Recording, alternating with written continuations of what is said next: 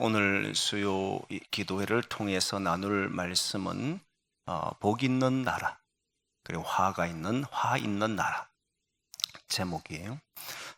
그런데 사실 우리가 복이 있다, 화가 있다라고 하는 이런 단어는 사람에게 붙일 때 많이 쓰잖아요. 복 있는 사람이다. 그리고 저 사람은 해도 안 되는 사람이다. 뭐 그렇게 이야기하잖아요. 그런데 나라나 어떤 집단을 보고 복 있는 그런 나라다, 이런 개념을 잘 안 써요. 그런데 솔로몬은 복 있는 나라다 또는 화가 있는 나라다, 이 표현을 씁니다. 나라여 내가 화가 있도다, 나라여 내가 복이 있도다, 이렇게 써요. 그래서 솔로몬이 이렇게 쓴 이유가 뭐고, 또 나라가 복이 있고 나라가 화가 있다는 말이 무엇인지 오늘 그 말씀을 통해서 깨달으려고 하는 거예요. 사람들은 우리가 늘 기억해야 되는 것 중에 하나가, 어떤 사람이 정말 하는 일마다 잘 되는 사람이 있습니다, 보면. 근데 뭔가 하는 일마다 잘 안 되는 사람도 있어요. 그런데 하는 일마다 잘 되는 사람과 되지 않는 사람은 왜 그런지 좀 구체적으로 봐야 합니다. 그냥 나는 태어날 때부터 또는 내 운명이 그런 것처럼 해버리면 계속 거기에서 화 있는 사람은 벗어나지 못하고, 또 복 있는 사람은 의뢰리 그것을 자신이 그런 사람인 줄 알고 착각하고 사는 경향들이 있거든요.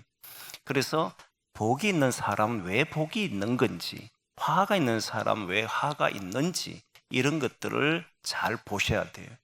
무슨 분명히 어떤 것이 있습니다. 우리는 요셉은 형통한 자라고 하는 것을 알고 있잖아요. 요셉이 형통한 자라고 하는 것을 말할 때 요셉이 처음부터 형통한 자였던 것은 아니었습니다. 그건 어릴 때 형의 잘못을 일러주던 그런 아이에 불과한 사람이었지만, 근데 어떤 계기가 있었고 그 계기에 따라서 그의 인생관이 완전히 달라집니다. 그 계기는 꿈이었잖아요. 형들도 아브라함의 후손이었습니다. 12 형제는 아브라함의 후손이었기 때문에 이미 복이 있는, 복의 근원으로 살아가는 그런 사람들의 자손들이었거든요. 그러나 그 이야기를 그냥 이렇게 늘 듣던 이야기고 하다 보면 사람이 그렇게 중요하게 생각하지를 않고 생각하고 넘어갈 때가 있습니다. 그리고 요셉이 꿈을 꿨는데 그 꿈을 자신이 꾼 꿈이지만 형제들과 공유를 했잖아요.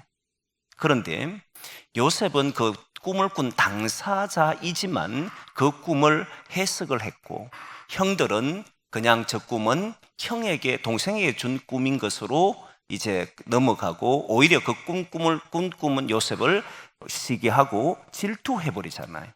그러니까 분명히 이 꿈이 계기가 주어졌는데 한쪽은 시기하는 것으로 가버렸고 한쪽은 그게 만민의 생명을 구원하는 쪽으로 가버린단 말이에요. 계기가 있다는 거예요.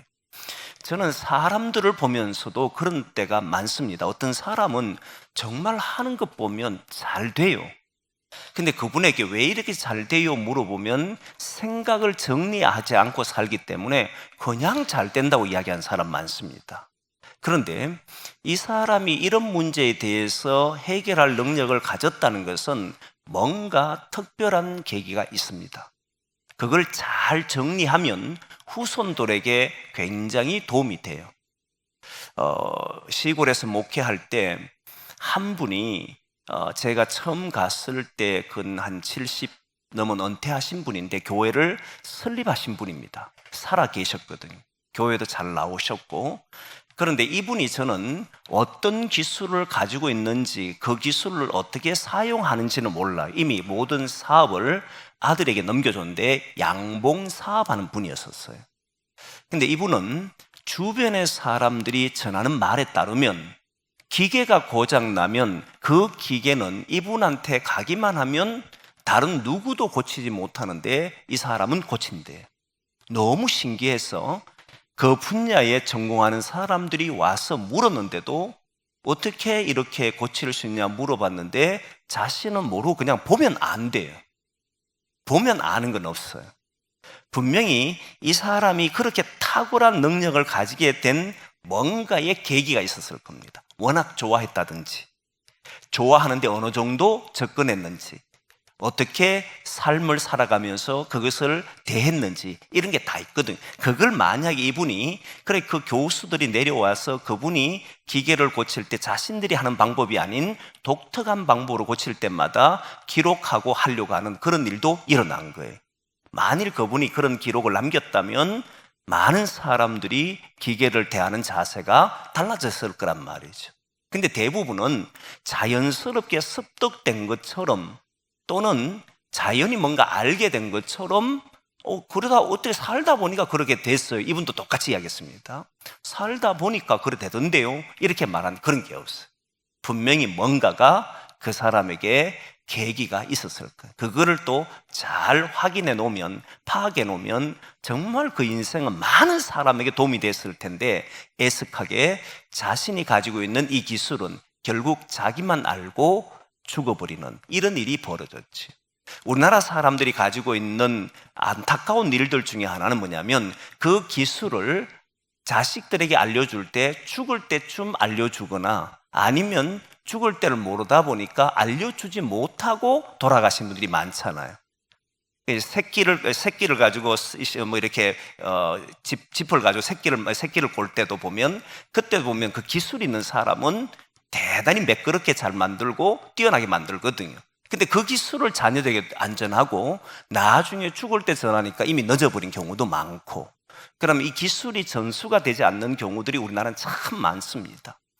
이렇듯이 우리도 어떤 사람이 참 저 사람 복이 있는 사람이야 하면 그 사람이 어떻게 해서 저렇게 복을 받는 사람이 되었는지, 저 사람이 하는 것마다 손을 대는 곳마다 실패하는 사람이면 저 사람은 어떻게 하다가 저렇게 실패하는 인생이 되었을까를 잘 살펴보면, 구체적으로 내용을 들여다보면 우리는 거기에서 뭔가를 얻을 수 있는 거예요. 그래서 오늘 저는 이 본문을 가지고 솔로몬이 복 있는 나라라고 이야기했고 화가 있는 나라라고 했는데 왜 나라가 복이 있는지, 어떤 이유 때문에 이 솔로몬이 복이 있다라고 했고 화가 있다라고 말하는지를 보려고 하는 거예요.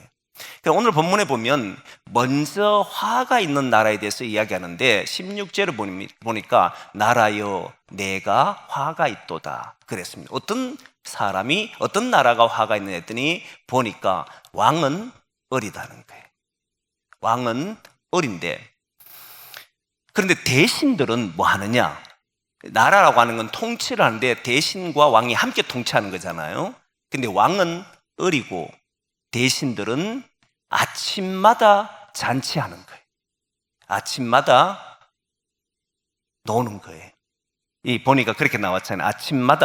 아침부터 잔치하는 그런 나라였다 이렇게 나오잖아요.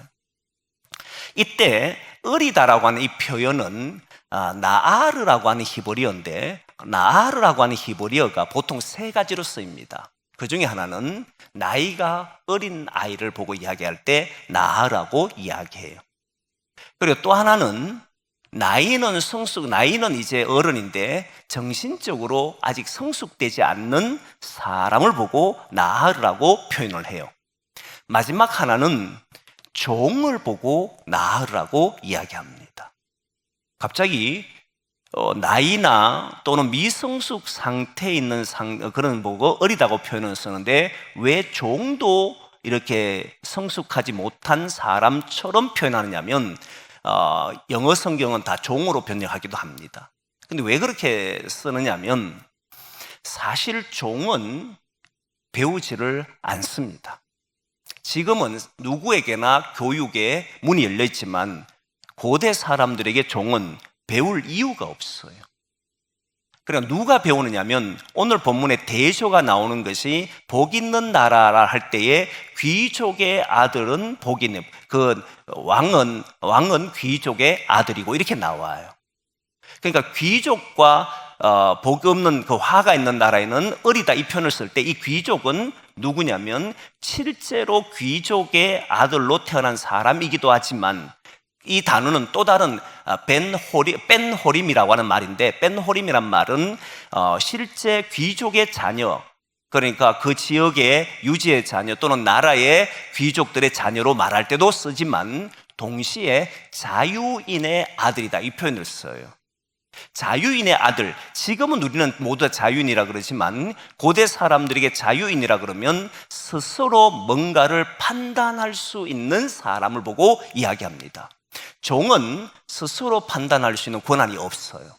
시키는 대로 해야 합니다.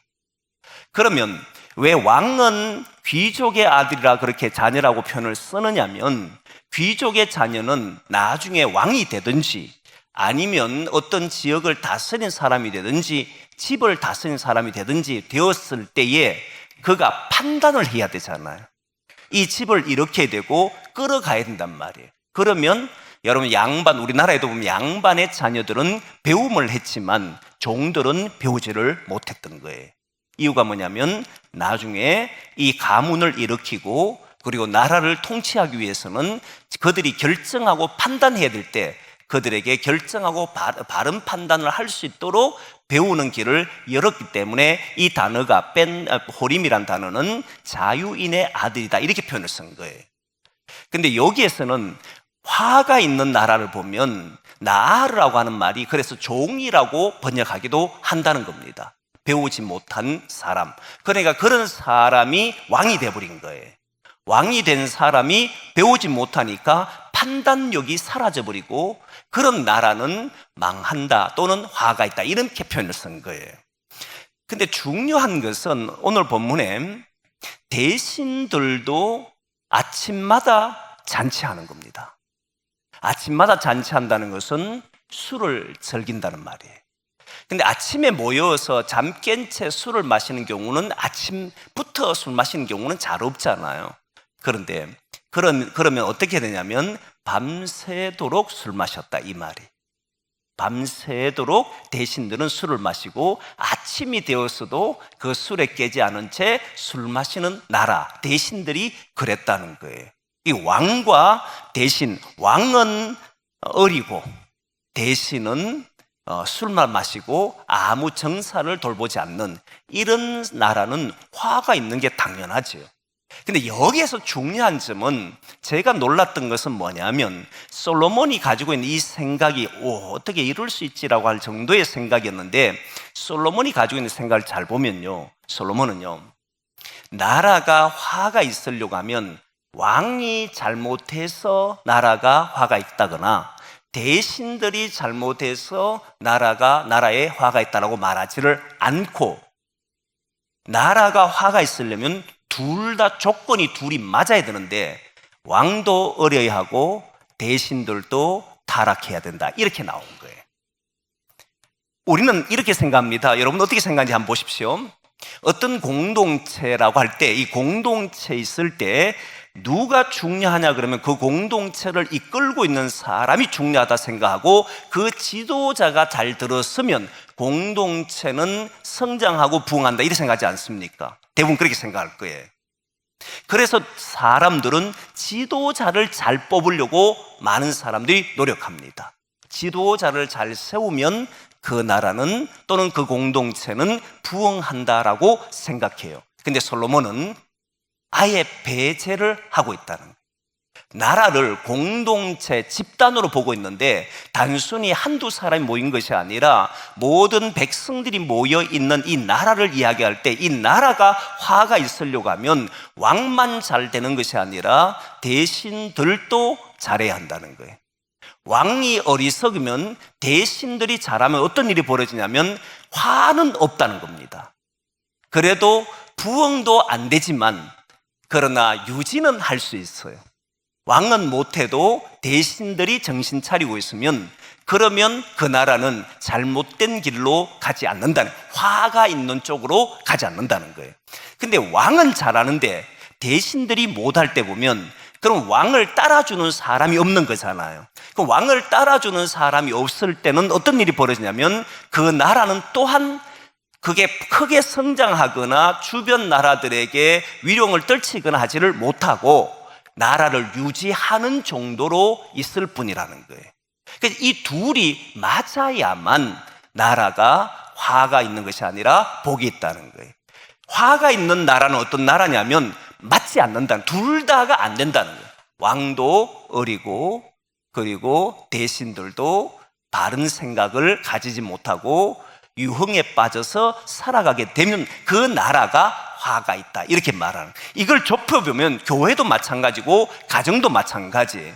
아무리 좋은 사람이 있다 할지라도 함께 가는 사람이 없으면 거기에는 복이 있을 수가 없고, 어느 한쪽만 정신 차리고 있으면 그 한쪽을 통해서 유지는 되는데 그것이 멸망으로 잘못된 길로 가지는 않아요. 그런데 둘 다가 만일 어리석은 행동을 하기 시작하면 그곳은 반드시 화가 있게 되더라는 거예요. 이 생각을 솔로몬이 가지고 있는, 솔로몬은 너무너무 놀랍게도 공동체의 부흥과 공동체가 복이 되거나 화가 되는 것은 반드시 그 통치자와 함께 가는 사람들이 동시에 바른 길로 걸어가야만 된다라고 하는 그 입장을 가지고 있는 거예요. 상당히 놀랍지 않나요? 우리는 대통령만 잘 뽑으면 되고 또는 누구만 잘 뽑으면 되고 이렇게 생각했는데 그게 아니고 함께 가는 많은 사람들이 서로가 되어야만 그 공동체가 복 있는 공동체 된다, 이런 표현을 쓴 거예요. 근데 여러분, 이 어리다라고 하는 이 표현, 왕이 어리다라고 하는 이 표현은 또 두 가지의 정도의 생각인데, 조금 전에 얘기했던 것처럼 종까지 포함해 세 가지지만 나이로 보면 성숙한 나이가 있고 성숙한 사람인데 미성숙한 사람이고 실제 나이가 어린 사람이 있다 했지 않습니까? 솔로몬은 과연 어떤 사람이었을까? 솔로몬은요, 자기 자신이 몇 살 때 왕이 됐는지 성경에 나오질 않아요. 저도 솔로몬이 왕이 된 것에 대해서는 몇 살 때 왕이 되었지라고 생각을 그렇게 많이 하질 않았는데, 이번에 말씀을 준비하면서 솔로몬이 몇 살 때 왕이 됐는고? 그런 생각이 드는 거예요. 그랬더니 성경에 솔로몬이 왕이 된 나이가 없어요. 그래서 어떤 사람은 12살 때 왕이 됐다는 사람도 있고 어떤 사람은 20살쯤에 왕이 됐다는 사람이 있습니다. 그래서 통치는 40년을 했어요. 그래서 40년을 통치하는데 어린 나이에 왕이 된 게 분명해요. 여기에서 어리다라고 하는 표현은 나이로 이야기할 때는 보통 어린 아이 또는 청소년 시기일 때, 그 다음에 20살 전후, 요 정도를 보고 어린 나이, 나아르라고 하는 단어를 쓴다는 거예요. 그러면 솔로몬이 실제 그런 말을 했느냐라고 하는 말이 생각할 수 있잖아요. 실제 솔로몬은 자신이 어리다고 말합니다. 왕이 되었을 때. 한번 보겠습니다. 열왕기상 3장 7절에 있는 말씀인데 혹시 띄워줄 수 있나요? 같이 보겠습니다. 시작.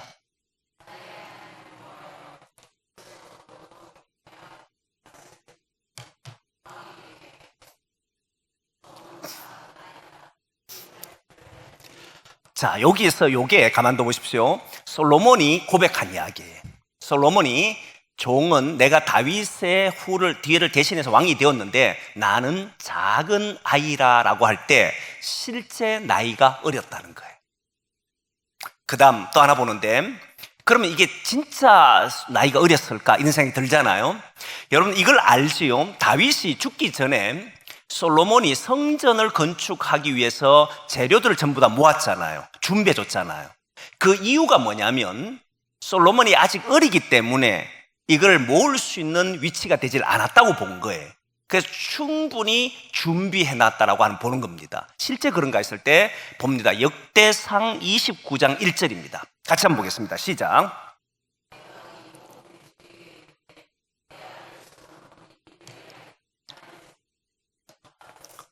아직 어리고 미숙하며 이 공사는 크도다. 이 성전은 사람을 위한 것이 아니요 여호와 하나님을 위한 것이라. 가만히 넣어보십시오. 그죠? 성전은 너무 크고 사람을 위한 게 아니라 하나님을 위한 건데 내 아들 이 솔로몬이 그걸 감당할 정도의 그런 성숙한 사람이 아니다는 거예요. 아직 어리다는 거예요. 그래서 다윗이 솔로몬을 위해서 성전을 지을 수 있도록 준비하였다, 이렇게 보는 거예요. 여기에도 보면 아직 어리고 미숙하여 이런 표현하잖아요. 그래서 솔로몬은 어린 나이에 왕이 됐다는 거예요. 이제 바꿔야 됩니다. 근데 어린 나이에 왕이 됐는데, 그런데 이 솔로몬이 대신들을 잘 만난 거예요. 자신도 왕이 되자마자 말자 뭐 했습니까? 일천번제를 드렸잖아요. 일천번제를 드렸는데 하나님 뭘 줄까 했을 때 그 어린 나이에 솔로몬이 나는 지혜가 필요합니다라고 해서 지혜를 요청한 거예요. 근데 이 솔로몬은 자기 길이 정해진 겁니다. 굉장히 뛰어난 왕으로서 지혜의 왕이 됐지요. 그런데 솔로몬만이 탁월했느냐 하는 것이 아니고, 솔로몬 시대에 가장 번창할 수 있었던 이유가 뭐냐면 그 대신들이 탁월했다는 것을 알게 된 거예요. 솔로몬은 나라가 복이 있는 것은 왕도 성숙해야 되고, 그리고 대신들도 성숙해야 된다, 뛰어나야 된다, 이 말을 하는 거예요. 그리고 보면 여러분, 예수님께서 이 땅에 오셔서 십자가 지고 부활하신 뒤에 성천하실 때 성령의 임재를 이야기했습니다. 그리고 오순절날 성령이 임했을 때 그 교회는 가서 외칠 때마다 120명이 함께 했을 때 놀랍게도 성령의 예사가 나타났잖아요. 그러다가 갑자기 무너지기 시작합니다. 그 사건이 뭐냐면, 우리가 사건을 어떤 계기를 잘 봐야 된다 했잖아요. 그 계기가 헬라파 과부들이 히브리파 과부를 원망하는 일이 벌어지잖아요. 사도들은 아직 은혜가 충만해요. 사도들은 자기 발밑에 오는 그런 재물들을 가지고 사람들 나누어 주니까 얼마나 좋았겠어요. 그런데 한쪽에서 원망과 불평이 일어나게 되자 바로 그 공동체가 무너지지는 않는데 위기에 처하게 되는 일이 벌어지는 거예요.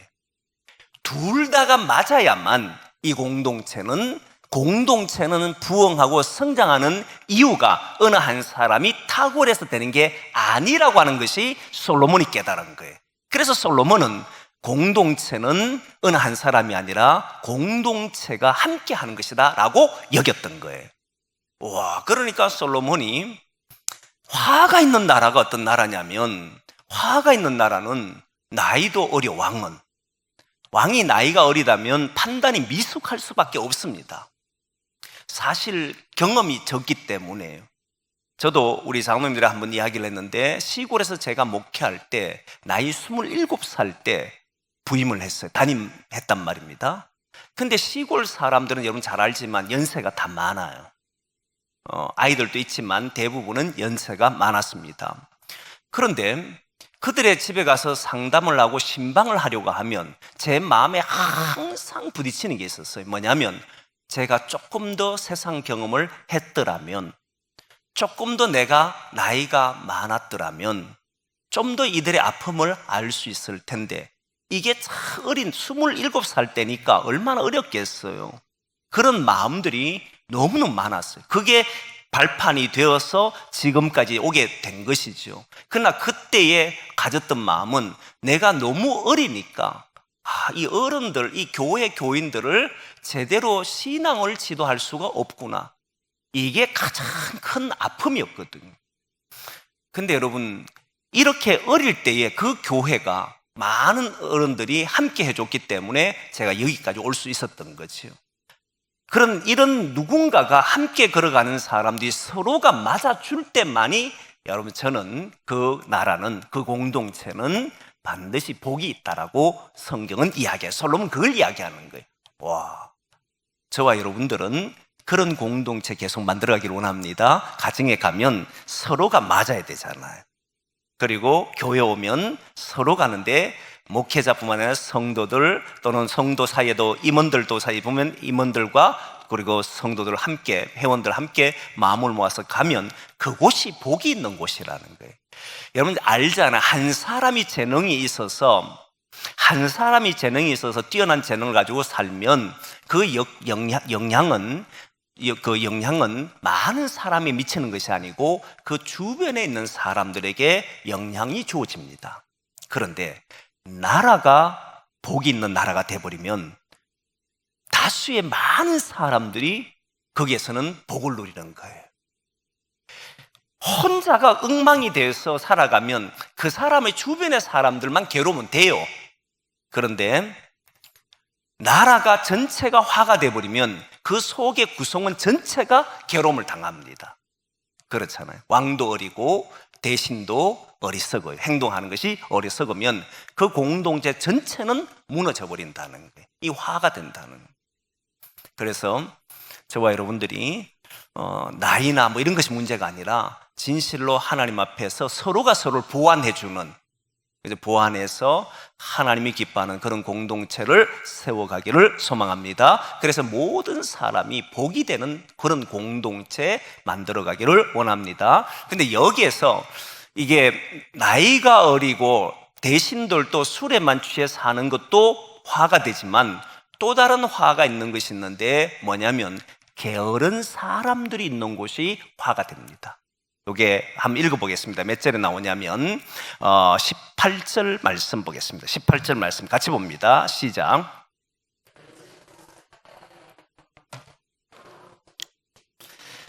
게으른 사람이 있는 곳이 석가래라고 하는데, 이 석가래라고 하는 것은 기둥이잖아요. 그러니까 기둥을 중심을 잡아주는, 우리가 왜 집을 뜯으면 그 집에 그 아주 큰 좋은 나무로 중앙에 이렇게 걸쳐 놓는 게 있잖아요.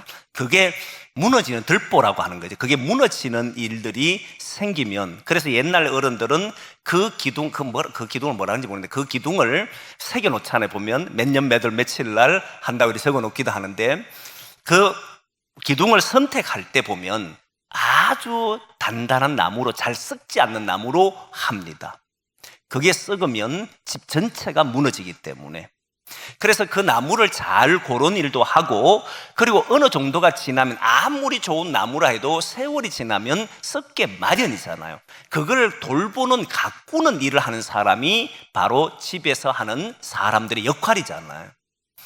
그런데 그런 것을 돌보지 않고 게으른 사람은 집이 무너지는지, 집이 뭐 어떻게 되는지 관심도 두지 않으면 어느 날 세월이 지나고 나면 이 기둥이 무너지기 시작했을 때, 들보가 무너지기 시작했을 때 집이 새기 시작하잖아요.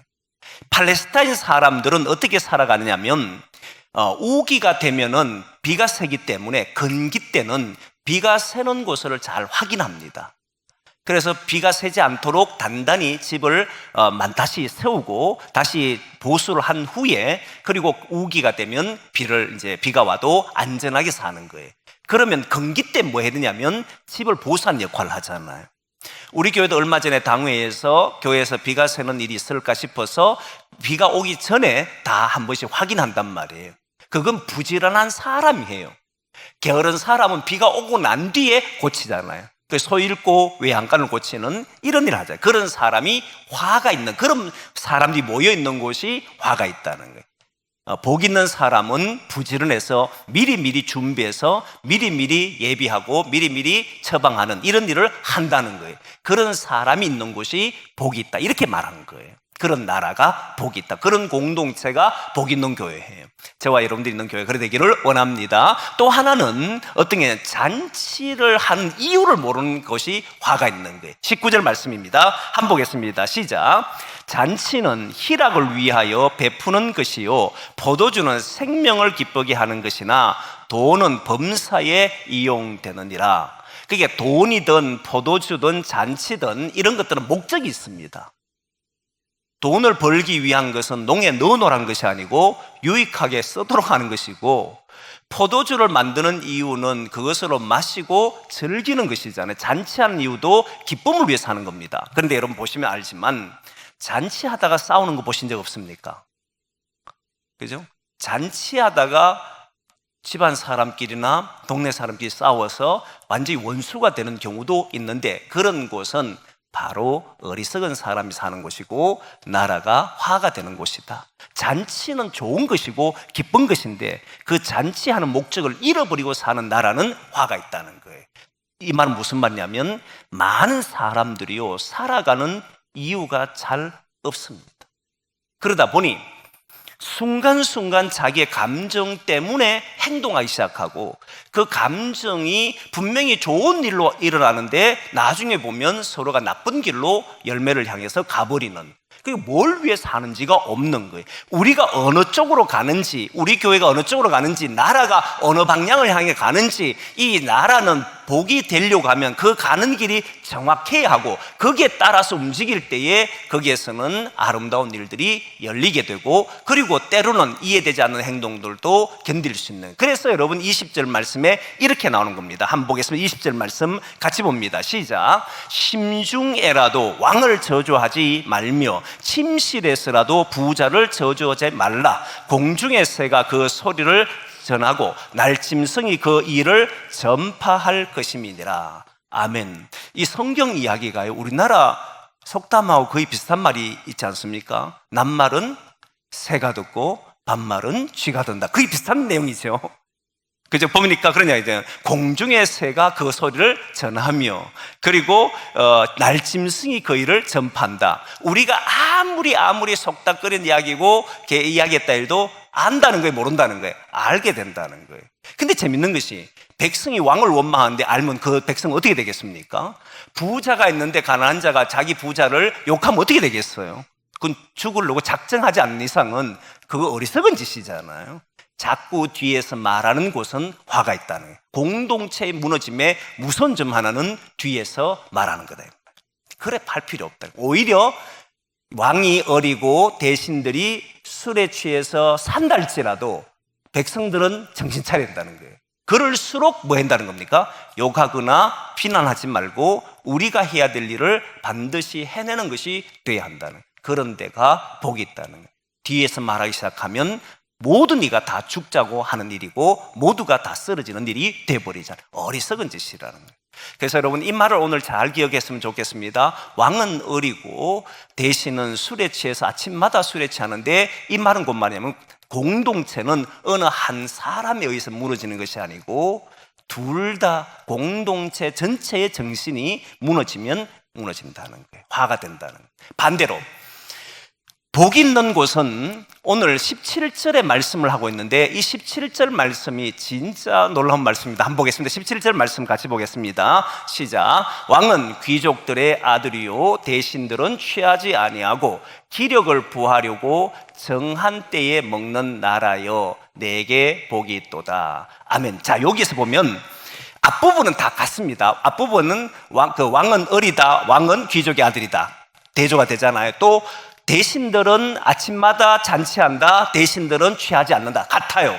근데 중요한 것은 그 다음 문제부터 복 있는 사람은 왕은 귀족의 아들이고 자유인의 아들이기 때문에 배웁니다.